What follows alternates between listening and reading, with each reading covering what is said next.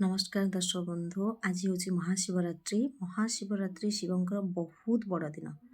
आज महाशिवरात्रि रे मोर समस्त को अशेष अशेष शुभकामना। आशा करुच्ची समस्ते महाशिवरात्रि करुवे। और महाशिवरात्रि रे शिवंक पई मोर गोटे छोटिया स्तोत्रटे गाना करुच्ची, टिके शुणन्तु। श्री रुद्राष्टकम।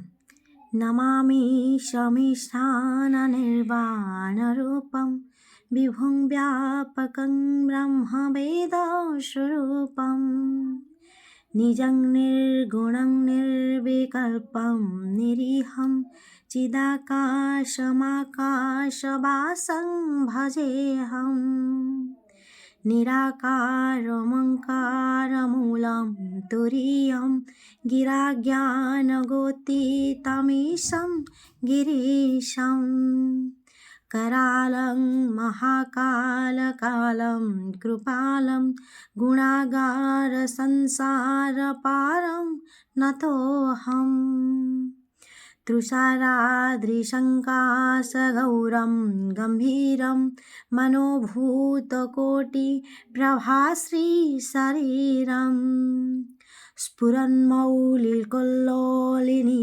चारुगङ्गा रसद्भालबालेन्दु कण्ठे भुजङ्गाम्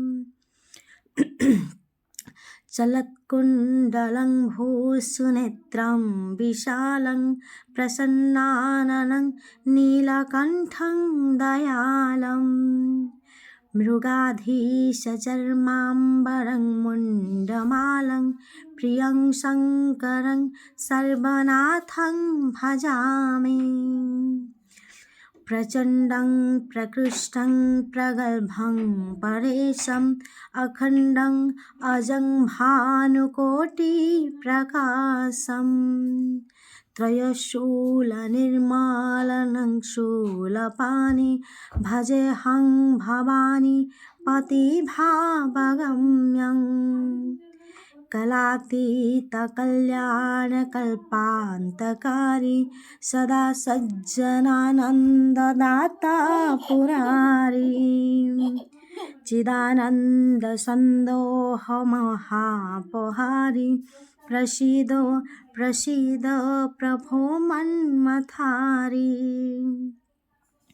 नयावत् उमानाथपादारविन्द भजन्ति हो लोके परे वानराणाम् न तावत् सुखं शान्ति सन्तापनाशं प्रसीद प्रसीद प्रभो भूताधिवासम् न जानामि योगं जपं नैव पूजा न तोऽहं सदा सर्वदा सम्भुतोऽभ्यम्